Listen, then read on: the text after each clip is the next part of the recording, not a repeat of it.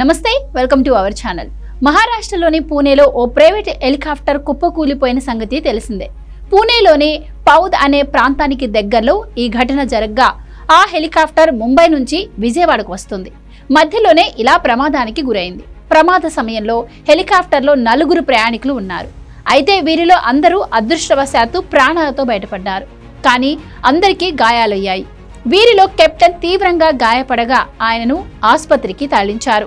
అయితే ఈ హెలికాప్టర్ ప్రమాదం వెనుక ముఖ్యమంత్రి చంద్రబాబును చంపే ఓ భారీ కుట్రకోణం దాగి ఉందని అనుమానాలు వ్యక్తమవుతున్నాయి. ప్రమాదం జరిగిన హెలికాప్టర్ గ్లోబల్ వెక్ట్రా కంపెనీకి చెందినదిగా గుర్తించారు.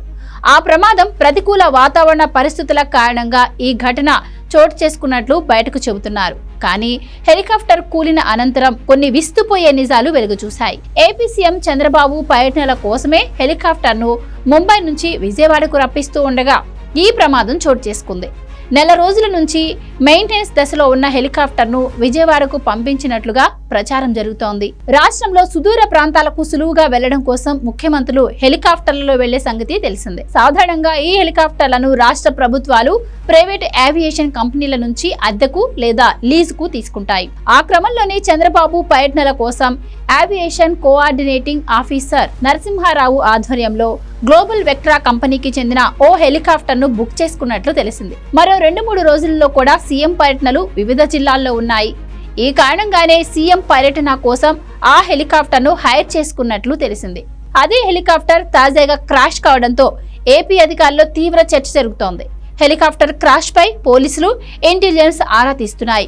సాక్షాత్తు ముఖ్యమంత్రి కోసం రప్పిస్తున్న హెలికాప్టర్లో ఈ రేంజ్లో లోపాలు రావడం అనేది జరగకూడదు. మంచి కండిషన్లో ఉన్న హెలికాప్టర్లనే వీవీఐపీల కోసం వాడుతూ ఉంటారు.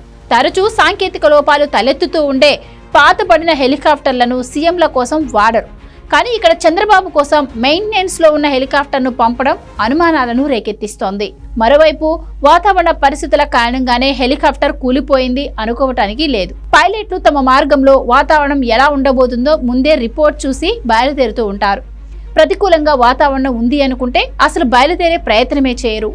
ఒకవేళ మార్గం మధ్యలో అకస్మాత్తుగా ప్రతికూల వాతావరణం ఎదురైతే సేఫ్ ప్లేస్లో ఎమర్జెన్సీ ల్యాండింగ్ వంటివి చేస్తూ ఉంటారు. కానీ ఈ ఘటనలో హెలికాప్టర్ కుప్పకూలిపోవడం అనేక అనుమానాలకు దారితీస్తోంది.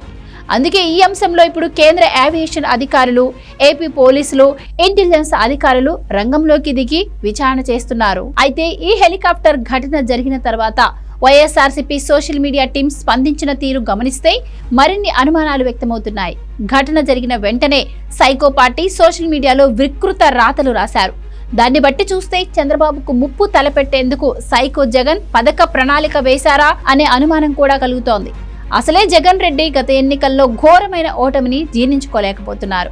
అనేక సంక్షేమ పథకాలు ప్రజలకు అందించినా తాను ఎలా ఓడిపోతాను అంటూ పదే పదే ఏడుపు స్వరం వినిపిస్తున్నారు.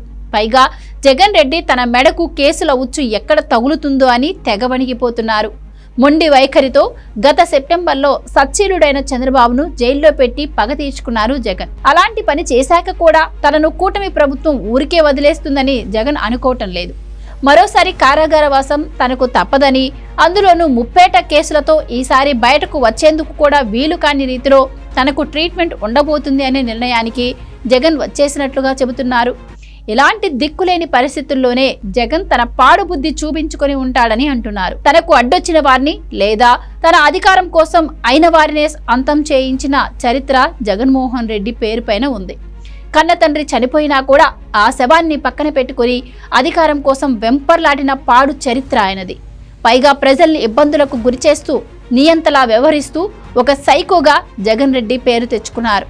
ఆ సైకోతనమే తాజాగా చంద్రబాబుపై కుట్రకు ప్రోత్సహించినట్లుగా భావిస్తున్నారు. ఈ మధ్య కాలంలో ఎన్నికల్లో ఓడిపోయాక జగన్ తరచూ బెంగళూరు ప్యాలెస్ కు వెళ్లి వస్తున్నారు. అక్కడ రహస్యంగా ఎవరెవరిని కలుస్తున్నారో, అసలు అక్కడికి ఎందుకు వెళుతున్నారో ఎవరికీ తెలియదు. బహుశా బెంగళూరు ప్యాలెస్ వేదికగానే ఈ హెలికాప్టర్ కుట్రకు ప్లాన్ వేసి ఉంటారా అనే చర్చ జరుగుతోంది. లోపాలు ఉన్న హెలికాప్టర్ను చంద్రబాబు పర్యటన అవసరాలకు పంపడంలో జగన్ పాత్ర ఉన్నట్లుగా అనుమానిస్తున్నారు. జగన్ అండ్ కో సదరు హెలికాప్టర్ సంస్థ లోపాలున్న హెలికాప్టర్ను పంపేలా చేసినట్లు భావిస్తున్నారు. అయితే ఆ హెలికాప్టర్ చంద్రబాబు వద్దకు చేరకముందే కూలిపోయింది. ఇలా తమ ప్లాన్ ఫెయిల్ అవడంతో నిరుత్సాహంలో సైకో ముఠా ఉన్నట్లు చెబుతున్నారు. ఏది ఏమైనప్పటికీ పోలీసులు, ఇంటెలిజెన్స్ వర్గాల్లో ఉన్న ఈ ప్రాథమిక అనుమానాలను మరికొద్ది రోజుల్లోనే తేలనున్నాయి.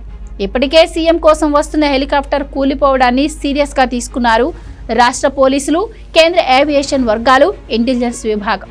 ఈ స్కెచ్ వెనుక ఉన్న సూత్రధారులు, పాత్రధారులు, వారి వెనుక బడా నేతలు కూడా బయటకు వస్తారని అంటున్నారు.